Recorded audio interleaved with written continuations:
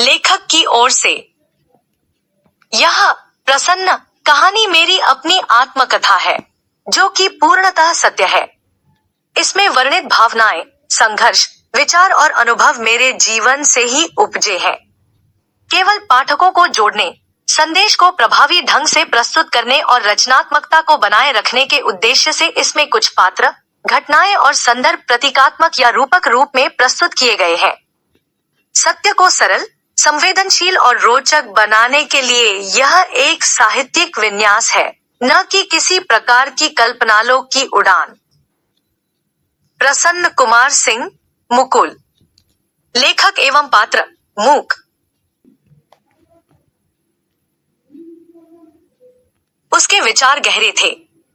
कभी वह सोचता कि नदी में डूबकर अपने प्राणों की आत्मा अंजलि दे दे, तो कभी यह कि नदी में पानी इतनी कम है कि डूबना तो दूर, उसमें वह ठीक से पैर भी नहीं डुबो सकता। ठंडी ठंडी हवाएं, जो उसके उदास मन को ठंडक पहुंचाने की बजाय और भी व्याकुल कर रही थी, उसे बेचैन बना रही थी।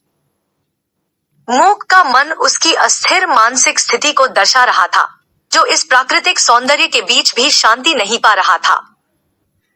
उसे लग रहा था कि नदी की तरह ही उसके जीवन के नदी में भी पानी काफी कम शेष बचा है और वह रास्ता बदलते बदलते काफी थक चुका है। उसकी लहरें अब शेष नहीं रही हैं। इच्छाएं तो हो रही थी कि इस समय समाधि में बैठकर अपने प्राण को त्याग कर पुनर्निर्माण को प्राप्त करें, लेकिन यह सब उसके बस में कहाँ था।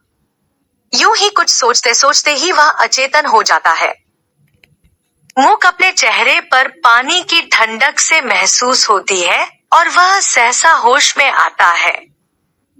सामने एक महिला को पता है, उसका शरीर से तेज निकल रहा हो, शांत तथा विचार रहित प्रतीत हो रही है। उसकी उम्र का सही अंदाजा नहीं लगाना संभव था, लेकिन शायद उसकी उम्र 70 या 80 वर्ष या उससे भी अधिक हो रही होगी। फिर भी वह युवा तथा ऊर्जावान प्रतीत हो रही थी।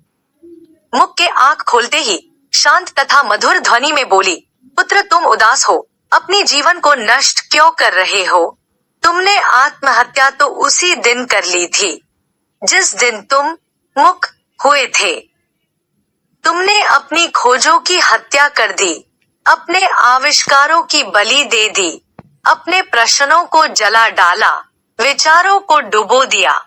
जब तुमने अपनी संवेदनाओं को मार दिया था, अपने भीतर के दर्द और बेचैनी को चुप करा दिया था, बस वहीं से तुम जीवित नहीं, केवल चलते फिरते शरीर बन गए थे। परमात्मा ने तुम्हें जीवन इसलिए नहीं दिया था कि तुम चुप रहो, बल्कि इसलिए दिया था कि तुम अपने प्रयोगों,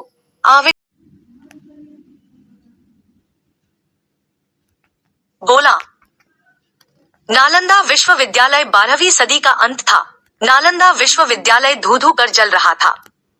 चारों ओर आग की लपटें और धुआं फैला हुआ था। छात्रों और विद्वानों की चीख पुकार गूंज रही थी। ऐसे में मोहम्मद हलीम, एक विद्वान और शोधकर्ता, ने अपने कुछ सहयोगियों की मदद से महत्वपूर्ण पांडुलिपियों और शोध ग्रंथों को बचाने का निश्चय किया। हलीम और उसके कुछ साथी धधकते आग के बीच से गुजरते हुए पुस्तकालय की ओर भागे। उन्होंने जल्दी से कुछ महत्वपूर्ण पांडुलिपियां और ग्रंथों को अपने कपड़ों में लपेटा और वहां से निकलने का रास्ता खोजने लगे। हलीम के मन में एक ही उद्देश्य था, किसी भी तरह इन अमूल्य पांडुलिपियों को सुरक्षित स्थान पर पहुंचाना।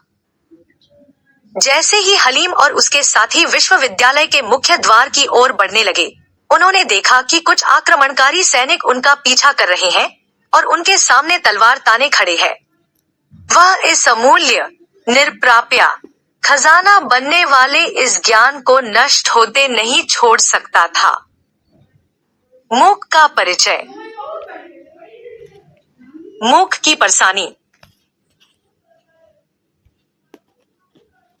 मुख को इस प्रकार मौन देख वह महिला बोली है, मेरा नाम मरियम है, मुझे तुम्हारे बारे में सब कुछ ज्ञात है। मुझे ज्ञात है तुम्हारे जिंदगी के सभी उपलब्धियां के बारे में। तुम एक वैज्ञानिक बनना चाहते हो और साथ ही आज जो तुमने सपना। वह आगे मरियम मुस्कुराते हुए बोली, भगवान ने तुम्हें इस सृष्टि में एक विशेष उद्देश्य के लिए भेजा है। सभी जीवों को भगवान ने कुछ अद्भुत गुण दिए हैं। सभी अपनी खोज जारी रख सकते हैं और वैज्ञानिक बन सकते हैं। तुम्हें भी आगे बढ़ना चाहिए और अपने खोज को जारी रखना चाहिए। इसलिए तुम आगे बढ़ो, अपने खोज को जारी रखो और उसे भगवान के बताए हुए मार्गों पर चलो। मारियम शांत स्वर में बोली, क्या तुम्हें कुल की कहानी पता है? उसकी आंखों में दूर कोई दूसरी दुनिया चमक रही थी। कुल के नरक का पत्थर, मारियम की जुबानी एक रहस्यमय कथा। बहुत समय पहले की बात है, वह कहने लगी, जब कई आत्माएं मृत्यु के बाद नर्क भेजी गई। उनके पापों का बोझ इतना अधिक था कि उन्हें एक अनोखी सजा दी गई। उन सबको एक ऊंची तीखी चोटी के सामने खड़ा किया गया। हर एक के सामने एक भारी पत्थर था। नर्क के देवताओं ने कहा, जो भी इस पत्थर को उठाकर उस चोटी के ऊपर जमा देगा, उसे इस नर्क की पीड़ा से मुक्ति मिल जाएगी। कुल भी उनमें से एक था। उसने भी बाकी सब की तरह पत्थर उठाया। सबने कोशिश की, जी-जान लगाकर धक्का दिया, खींचा, चढ़ाया। लेकिन जैसे ही कोई पत्थर को चोटी पर रखता, वह फिसलकर नीचे आ गिरता, ठीक उसी जगह जहां से उठा था। फिर सब लौट आते और वही चक्र दोहराते, पत्थर उठाना, चोटी पर ले जाना और गिरना, एक अंतहीन कार्य। जो ऐसा न करे, उसे नर्क के देवता भद्दी भद्दी गालियां देते, निकम्मा, कामचोर, भाग्यहीन। अब दो तरह के लोग थे। एक ने इस सजा को ही अपना जीवन मान लिया। वे पत्थर को श्रद्धा से उठाते, जैसे यह उनका धर्म हो, क्योंकि उनके पास कोई और विकल्प नहीं था। जब तक पत्थर उठाने का प्रयास चलता रहेगा, तब तक कुछ आशा भी जीवित रहेगी। दूसरे लोग अपनी बेपसी पर भी मुस्कुराते रहे। वे दूसरों के लिए हंसी का पात्र बन गए। उन्हें नरक में भी आराम था। वे जानते थे, जब तक पत्थर उठाने का प्रयास अंतहीन चलता रहेगा, इसलिए गली कोड़ों के बीच भी आराम से रहे। मारियम रुकी, फिर एक लंबी सांस ली। मुक ने सोचा, अरे, ये तो मेरी ही बात है। हम सब उस नर्क के यात्री हैं। हर रोज मैं भी तो यही कर रहा हूँ। हर सुबह आंख खुलती है, जैसे किसी अदृश्य देवता की पुकार हो, उठो मुक, फिर से उठाओ पत्थर। घर की जिम्मेदारियां, बच्चों की फीस, माँ बाप, परिवार की फर्ज, बीवी बच्चों की ख्वाहिशें, समाज की आशाएं, सब मिलकर बन जाते हैं एक भारी पत्थर। मैं उसे पीठ पर रखता हूँ और बढ़ता हूँ जीवन की उस चोटी की ओर, जहाँ हर शाम सोचता हूँ, आज तो पहुंचा दूंगा। पर जैसे ही लगता है मैंने सब संभाल लिया, वही दिनचर्या, वही ताने, वही खालीपन। फिर से मेरा पत्थर लुढ़क कर आ गिरता है वहीं, जहां से उठाया था। हर रोज का ऑफिस, हर रोज का काम, हर रोज की थकावट, हर रोज का इंतजार। क्या यही जीवन है? फिर भी हर सुबह मैं फिर उठता हूँ, क्योंकि शायद किसी दिन वो पत्थर वहीं ठहर जाए और मैं मुक्त हो जाऊं। पत्थर को पटकने वाला तीसरे तरह का। और कोई कोई, वह मुस्कुराई, उस प्रयास में ही दिव्यता खोज लेता है। सब उसे कहते, वो तीसरे तरह का है, अजीब है, पगला गया है शायद। वो कुल था, न हंसी की परवाह, न हार का डर, पत्थर उठाता और फिर जोर से पटकता। ठाए, पत्थर जमीन से टकराता, धूल उड़ती और लोग हंसते। देखो, फिर से पागल कुल शुरू हो गया। पर वो हंसी में हंसता था, खुद पर भी, क्योंकि वो जानता था कि जिन्हें दुनिया पागल कहती है, कई बार वही ब्रह्मा की नींव रख देते हैं। वो पत्थर जो सबका मालिक था, पर कुल अलग था। उसने उस पीड़ा में भी रुचि और प्रयोग ढूंढ लिया। पत्थर को उठाना और जोर से पटक देना, यह उसके लिए एक खेल बन गया, एक तपस्या, एक अन्वेषण। उसने समझ लिया कि हर बार गिरने वाला पत्थर, हर बार टकराने वाली चोटी दरअसल बदल सकती है। जितनी बार वह पत्थर को उठाकर पटकता, उतनी बार पत्थर की धार घिसती जाती, उसका वजन थोड़ा और हल्का हो जाता।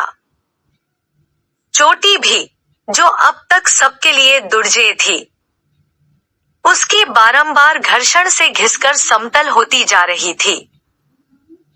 उसके पत्थर पटकने से एक पगडंडी सी बन गई थी, जो चोटी तक पहुंचने में अब सहायक थी। वह रोज कहता, मैं थका नहीं हूं, मैं हारूंगा नहीं। ये चोटी, ये पत्थर, ये यातना एक दिन झुकेंगे। अंततः एक दिन उसने महसूस किया, अब चोटी बहुत तेज नहीं रही, पत्थर बहुत भारी नहीं रहा और रास्ता भी अब पहाड़ नहीं रहा। कुल ने पत्थर को उठाया, सुनियोजित चाल से चोटी पर चढ़ा और पहली बार पत्थर वहीं टिक गया। नरक का नियम टूटा, बाधा समाप्त हुई, दंड मिट गया। कुल मुक्त हो गया। देर तक चुप रहा। मारियम की बातों ने उसके भीतर की जमी हुई परतों को तोड़ दिया था। उसकी आंखें भर आईं, होंठ कांपने लगे। धीरे से उसने कहा, क्या मैं आपको माँ कह सकता हूँ? ऐसा लग रहा है जैसे मैं फिर से जन्मा हूँ। मैं अब केवल मूक नहीं हूँ, मैं द्विज हूँ, जिसने 2 बार जन्म लिया, एक बार शरीर से और अब आत्मा से। मारियम मुस्कुराई, उसकी आंखों से भी आंसू टपक पड़े। उसने मुंह को अपने सीने से लगा लिया और कहा, हाँ जरूर, तुम मेरे पुत्र ही तो हो। एक सच्चे जन का आरंभ वही करता है जो स्वयं को फिर से खोजे, और तुमने कर लिया है। तुम अब केवल मुक्त नहीं, द्विज हो, नवजागृत आत्मा। मूक अपने जीवन को एक नई दृष्टि से देखना शुरू कर दिया था, लेकिन उसके भीतर अभी भी कुछ सवाल बाकी थे, वो जो किसी भी जागृत आत्मा के लिए जरूरी होते हैं। मूक ने उसकी ओर देखा और गहरी सांस लेते हुए कहा, माँ, आप जिस भगवान की बात करती हैं, वह कौन है? मैं यहाँ के लोगों को देख रहा हूँ, वे 3 तरह के भगवानों में विश्वास करते हैं। उसने अपनी उंगलियों पर गिनाते हुए कहा, पहले वे जो साकार भगवान को मानते हैं, मूर्तियों, चित्रों या पत्थरों में चमत्कार ढूंढते हैं। वे उन्हें फूल चढ़ाते हैं, पूजा करते हैं और मानते हैं कि उनमें कुछ अलौकिक शक्ति है। दूसरे वे जो निराकार को मानते हैं, जिन्हें कोई रूप नहीं, लेकिन वे हर जगह हैं, हवा में, पानी में, प्रकृति में, या फिर भाग्य, ब्रह्मांडीय तरंगों, रूहानी ताकतों में। और तीसरे वे जो कहते हैं भगवान है ही नहीं, पर वही लोग हर क्षण किसी सत्य, किसी अंतिम अस्तित्व की तलाश में रहते हैं, कहीं ना कहीं उसे नकारते हुए भी उसे ढूंढते हैं। वह कुछ पल रुका और फिर गहरी आंखों से मारियम को देखते हुए बोला, माँ, मेरी तो समझ में नहीं आता, क्या भगवान ने हमें बनाया है या हमने ही उसे बना दिया है? क्या आस्था ने भगवान को जन्म दिया या भगवान ने आस्था को? मारियम की आंखों में चमक थी, पर उसकी आवाज शांत थी। मूक के सवाल पर वह मुस्कुराई और बोली, मैं तुम्हें विज्ञान से ही उत्तर दूंगी। वह कुछ क्षण के लिए रुकी, फिर कहने लगी, जिसे तुम 3 भगवान कहते हो, साकार, निराकार और अस्तित्वहीन, वे तीनों अलग नहीं हैं। वे सिर्फ हमारे अनुभव और दृष्टिकोण के रूप हैं, और इनका रहस्य छिपा है हमारी जीवन ऊर्जा में, हमारे भीतर बहती कंपनों और तरंगों में। यह ऊर्जा ही है जो हमारी भावनाओं, सोच और कर्मों से प्रकट होती है। जब हम इसे पहचानते हैं और इसे सकारात्मक दिशा में केंद्रित करते हैं, तो यही ऊर्जा चमत्कार बन जाती है। क्या तुमने कभी सोचा है एक पत्थर भगवान कैसे बन जाता है? यह वही ऊर्जा है जो लोगों की आस्था बनकर उस पत्थर को चमत्कारी बना देती है। जितनी आस्था उतनी शक्ति। इसीलिए छोटे मंदिरों की तुलना में बड़े मंदिरों के चमत्कार भी बड़े प्रतीत होते हैं, क्योंकि वहां लोगों की सामूहिक आस्था, सामूहिक ऊर्जा अधिक तीव्र होती है। कोई उस पत्थर को पूजता है, कोई हवा में बहती निराकार शक्ति को, और कोई अपने भीतर की तरंगों को। लेकिन पूजा तो वही है जहां तुम्हारी ऊर्जा केंद्रित होती है, जहां तुम्हारा विश्वास साकार होता है। और यही तरंगे तय करती हैं कि तुम क्या बनोगे, विकसित या विक्षिप्त। सकारात्मक सोच और शुभ तरंगे किसी भी व्यक्ति को ऊपर उठा सकती हैं। ठीक वैसे ही जैसे मुकेश अंबानी के उदाहरण में अगर 100 लोग उन्हें नीचे गिराना चाहें, पर लाख लोग उन्हें ऊपर उठाना चाहें, तो वे ऊपर ही जाएंगे। तरंगों की संख्या ही उनका क्रम तय करती है। संख्या बदलेगी तो परिणाम भी बदल जाएगा। मूक की आंखों में एक नई चमक थी, मानो उसे अपने ही भीतर वह देवता दिखाई दे रहा हो जिसकी वह अब तक बाहरी खोज में था। मारियम ने मूक की आंखों में झांका। वहां सवाल थे, अधूरे सपने थे और पुनर्जन्म की हलचल थी। वह मुस्कुराई और बोली, मुझे ज्ञात है कि तुम्हारे भीतर बहुत सी बातें पहले से ही विद्यमान है, परंतु यह तुम्हारा नवजन्म है, इसलिए मैं तुम्हें ज्ञान के विज्ञान की इस यात्रा पर ले चलती हूँ। मूक चुपचाप सुनता रहा। मारियम ने आगे कहा, तुमने 3 प्रकार के भगवानों से शुरुआत की थी, तो मैं भी तुम्हें ज्ञान 3 भागों में ही दूंगी, ताकि यह सरल भी लगे और स्मरणीय भी रहे। सुनो, ज्ञान की त्रयी। सूर्य अस्त हो रहा था और चारों ओर एक आध्यात्मिक शांति फैल गई थी। मूक ने एक गहरा प्रश्न पूछा, माँ, ज्ञान क्या है? मारियम ने मुस्कुराकर उत्तर दिया, ज्ञान को समझना है तो पहले तुम्हें उसके 3 रूपों को जानना होगा। मूक ध्यान से सुनने लगा। एक ज्ञान जो ज्ञात है।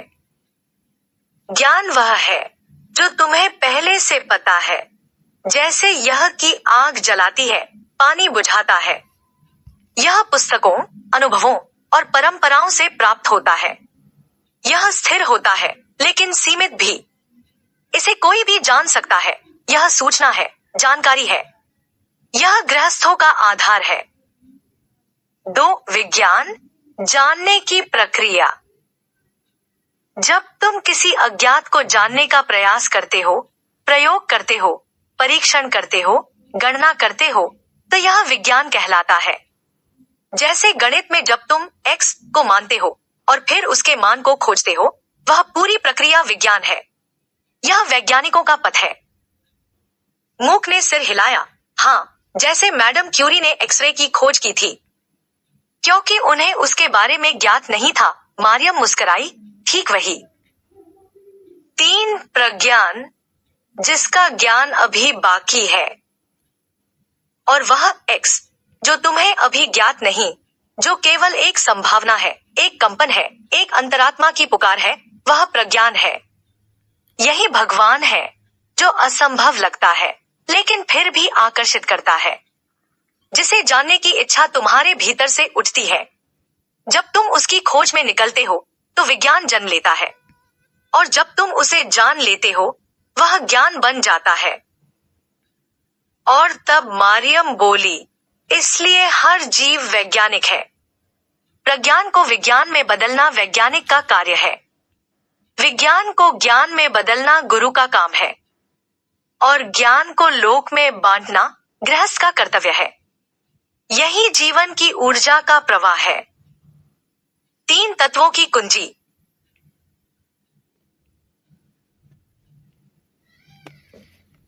तीन तत्वों की कुंजी। एक सुबह मूक ने मारियम से पूछा, माँ, मैं इस जीवन को समझना चाहता हूँ।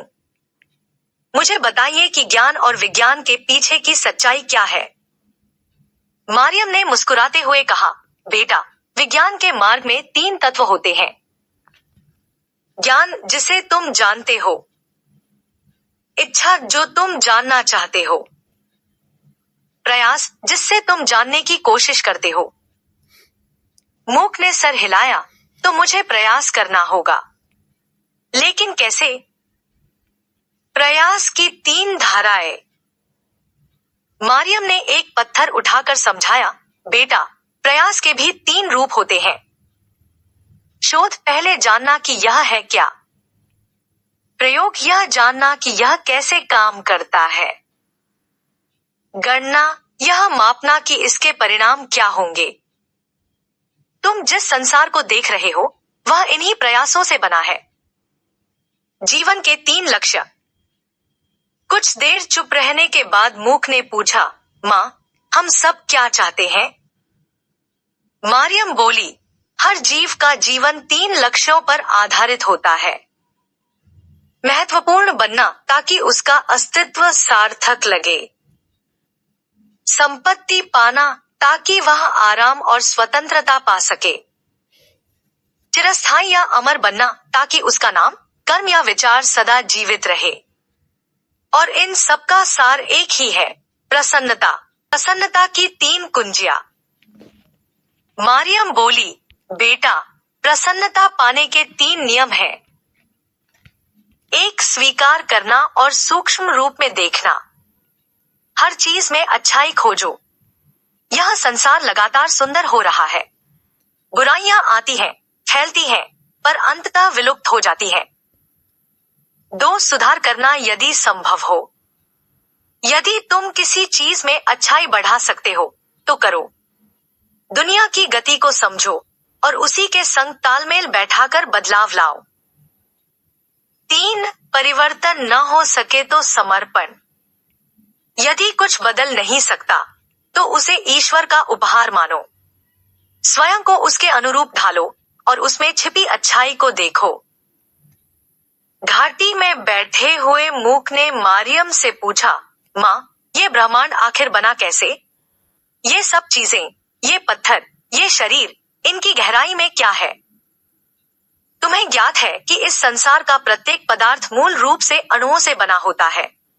अणु वह सबसे छोटी इकाई है जो किसी पदार्थ के रासायनिक गुणों को बनाए रखती है। लेकिन अणु भी पूर्ण नहीं है। उसके भीतर होते हैं परमाणु। परमाणु वह सबसे सूक्ष्म इकाई है और यह जानकर चौंकना नहीं कि ये परमाणु भी अंदर से खोखले होते हैं। परंतु इस खोखलेपन में भी ऊर्जा होती है, तरंगे होती है। इन्हीं सूक्ष्म ऊर्जा तरंगों से जन्म लेते हैं कुछ सूक्ष्मतम कण, जिन्हें 3 मुख्य श्रेणियों में बांटा गया है। 3 मूलभूत कण एवं उनके प्रतिकण।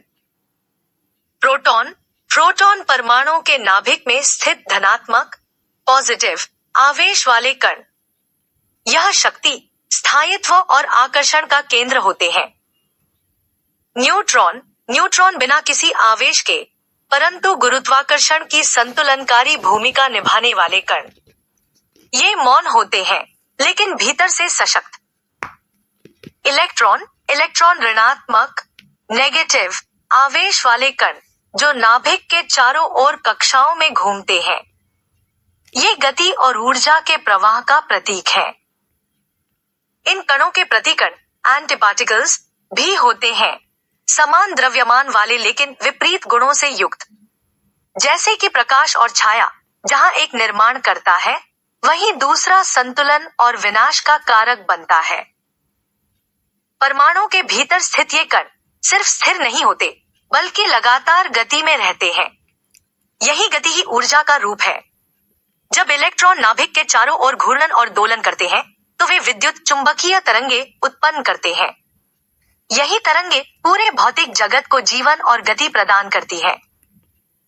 मान लीजिए प्रोटॉन यदि क्लॉकवाइज दिशा में घूर्णन करे, इलेक्ट्रॉन एंटी क्लॉकवाइज दिशा में, न्यूट्रॉन अपने स्थान पर दोलन करे। धनात्मक आवेशित कण प्रोटॉन्स क्लॉकवाइज घड़ी की दिशा में घूर्णन करते हैं। ऋणात्मक आवेशित कण इलेक्ट्रॉन्स एंटी क्लॉकवाइज घड़ी की विपरीत दिशा में घूर्णन करते हैं। अनावेशित कण न्यूट्रॉन्स अपने स्थान पर दोलन ऑसिलेशन करते हैं, जिससे वे गुरुत्वाकर्षण बल का कार्य करते हैं। यह घूर्णन और दोलन स्थायी नहीं, बल्कि प्रत्येक कण में थोड़ा भिन्न होता है, ठीक वैसे ही जैसे प्रकृति में कोई दो पत्तियां, दो मनुष्य या दो विचार एक जैसे नहीं होते। इन कणों की गति से उत्पन्न होता है विद्युत चुंबकीय क्षेत्र, इलेक्ट्रोमैग्नेटिक फील्ड, जो न केवल शक्ति का स्रोत है, बल्कि प्रेम और विरोध का भी विज्ञान है। यह क्षेत्र 3 मूल नियमों पर कार्य करता है।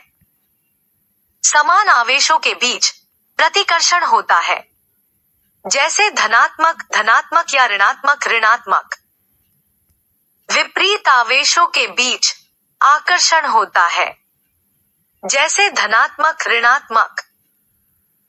अनावेशित और आवेशों के बीच गुरुत्वाकर्षण होता है, जो द्रव्यमान के कारण होता है, जैसे धनात्मक अनावेशित ऋणात्मक। इस सिद्धांत को कूलम का नियम, कॉलम्स लॉ कहते हैं। F equals K times Q times Q2 slash R superscript 2. जहां F बल है, Q और Q 2 आवेश है, R उनकी दूरी और K एक नियतांक है। इसे जीवन से समझें, जैसे नट और बोल्ट जब दोनों समान दिशा में घूमते हैं तो वे जुड़ते हैं, पर जब विपरीत दिशा में हो तो अलग हो जाते हैं। गुरुत्वाकर्षण मौन का बल। ये आवेश शांत होने पर द्रव्यमान बनता है। हर कण, भले ही वह आवेशित हो या नहीं, द्रव्यमान रखता है, और द्रव्यमान ही कारण है गुरुत्वाकर्षण बल का। इसका सिद्धांत दिया था सर आइजैक न्यूटन ने। F equals G times M2 slash R superscript 2. जहां F बल है, M और M दो वस्तुओं के द्रव्यमान, R दूरी और G है सार्वभौमिक गुरुत्वाकर्षण नियतांक। न्यूटन के गति के 3 नियम। जड़त्व का नियम, इनर्शिया। कोई वस्तु अपनी अवस्था नहीं बदलेगी जब तक कोई बाहरी बल उस पर कार्य न करे। बल और त्वरण का नियम, F मा। बल द्रव्यमान त्वरण। क्रिया प्रतिक्रिया का नियम। हर क्रिया के बराबर और विपरीत प्रतिक्रिया होती है। ऊर्जा का क्षेत्र, चेतना की नींव। इन कणों के घूर्णन व दोलन से जो विद्युत चुंबकीय क्षेत्र उत्पन्न होता है, उसे ही हम ऊर्जा का क्षेत्र, फील्ड ऑफ एनर्जी कहते हैं। यह क्षेत्र फोटॉन और क्वार्क जैसे मौलिक कणों से बना है, और यह ऊर्जा हर स्थान पर व्याप्त रहती है, हर क्षण, हर जगह, हर अस्तित्व में। यह वही ऊर्जा है जो मनुष्यों की भावनाओं में तरंग बनकर बहती है, जो सोच को सृजनशील बना देती है, और जो प्रार्थना को ब्रह्मांड तक पहुंचा देती है। इस प्रकार इस मौलिक कणों के 3 विमाएं उत्पन्न होती है। द्रव्यमान, मास पदार्थ का सार। द्रव्यमान वह तत्व है जो किसी वस्तु के भीतर मौजूद कणों की संख्या और गुणवत्ता को दर्शाता है। यह वस्तु के भीतर निहित प्रोटॉन, न्यूट्रॉन और इलेक्ट्रॉन की सम्मिलित उपस्थिति से निर्धारित होता है। इससे गुरुत्वाकर्षण उत्पन्न होता है। इसका मात्रक सी पद्धति में किलोग्राम, केजी या ग्राम जी है। क्षेत्र, लंबाई, लेंथ बटा स्पेस। संयोजन की शक्ति। इससे संयोजन होता है, एक कण दूसरे कणों के साथ जुड़कर दूसरे पदार्थों का निर्माण होता है। समय, वह कालांतर इन कणों में परिवर्तन होता है। इसके गणना त्रिविमीय पद्धति, अर्थात इसके लिए 3 तरह मूल भौतिक राशियां हैं, यानी इन्हें किसी और राशि के संदर्भ में व्यक्त नहीं किया जा सकता। इनका इस्तेमाल करके चुंबकीय पारगम्यता का विमीय सूत्र निकाला जा सकता है। द्रव्यमान, किसी वस्तु में मौजूद पदार्थ की मात्रा को उसका द्रव्यमान कहते हैं। द्रव्यमान वस्तु के परमाणु और आणविक संरचना से निर्धारित होता है। द्रव्यमान वस्तु के भीतर मौजूद सभी प्रोटॉन, न्यूट्रॉन और इलेक्ट्रॉनों का योग होता है। इसे सामग्री की कुल मात्रा भी कहा जा सकता है जो किसी वस्तु को बनाती है। द्रव्यमान का मात्रक किलोग्राम या ग्राम होता है। लंबाई, क्षेत्र या लंबाई का अर्थ है किसी कण की उपस्थिति का विस्तार, वह माप जो बताता है कि एक बिंदु से दूसरे बिंदु तक की दूरी कितनी है। यह उसी पदार्थ से उत्पन्न हुई विद्युत चुंबकीय तरंगों का विस्तार भी है। यही क्षेत्र है जो कणों को आपस में जोड़ता है और उनसे अन्य पदार्थों का निर्माण होता है। इसी माप की विविधता से तृतीय आयाम बनते हैं। अग्र अक्ष, आगे और पीछे, पूर्व पश्चिम, आगे तथा पीछे दोनों एक ही है। नकारात्मक आगे की ओर बढ़ने को ही पीछे रहते हैं या पूर्व तथा पश्चिम को भी दर्शाता है। पार्श्व अक्ष अर्थात दाएं या बाएं या उत्तर तथा दक्षिण दिशा को दर्शाता है और उच्च अक्ष ऊपर और नीचे, ऊर्ध्वाधो दिशा, ऊपर तथा नीचे दोनों को ही दर्शाता है। इसके तरह के मेले से, कोण से अलग अलग अनंत दिशाएं बनाई जाती है। प्राचीन काल में 10 दिशाएं बोली जाती थी। पूर्व, पश्चिम, उत्तर, दक्षिण, ईशान, नैऋत्य, आग्नेय, वायव्य, ऊपर, ऊर्ध्व और नीचे, अधो। ये सभी दिशाएं कणों के स्थान और कंपन से उत्पन्न होती हैं। 3 समय, समय को उस अवधि के रूप में परिभाषित किया जाता है जिसमें सभी चीजें होती हैं, या एक सटीक क्षण जब समय घूर्णन चक्र होता है। अतः यह 2 कालों का अंतर है। 3 समय, टाइम परिवर्तन की धारा।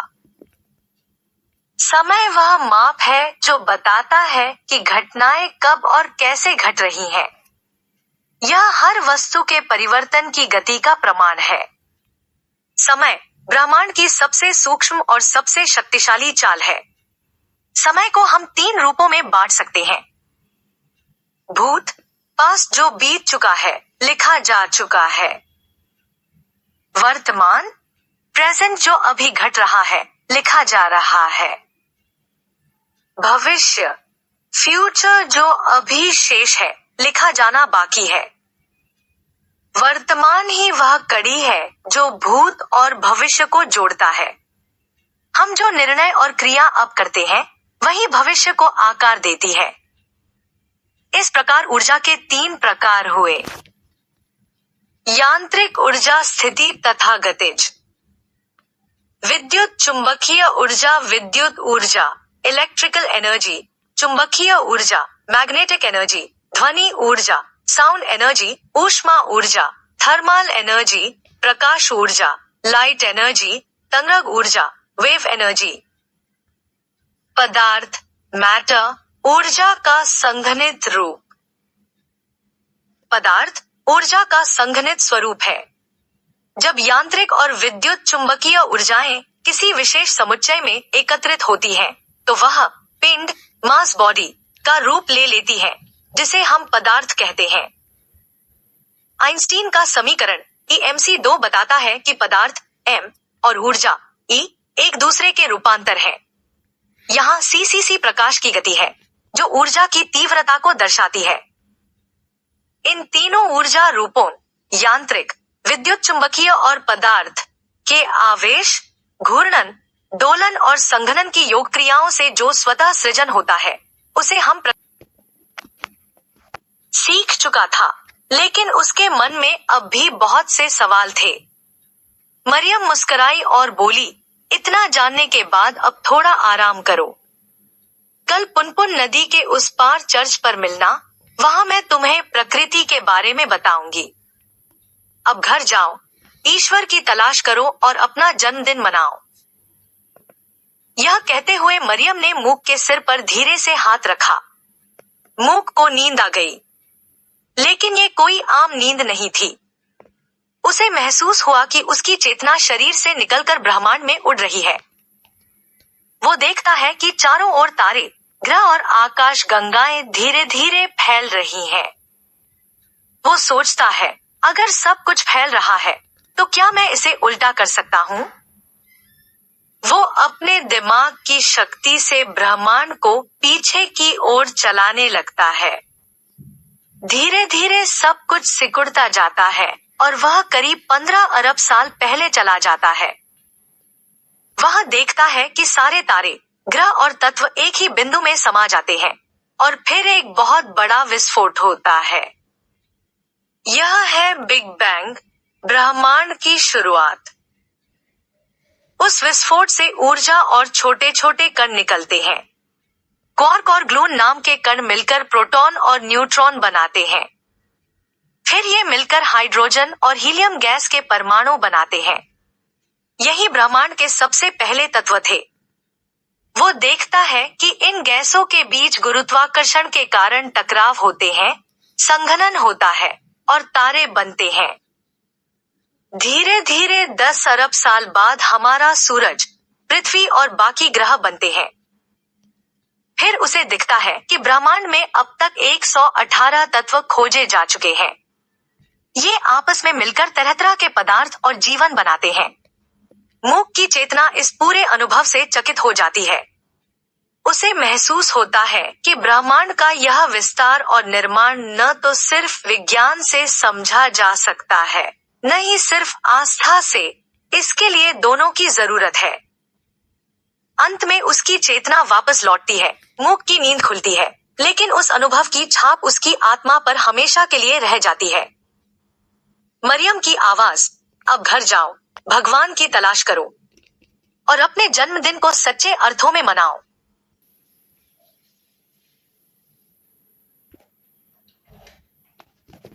वो करते चमत्कार हैं, इसलिए सब करते नमस्कार हैं।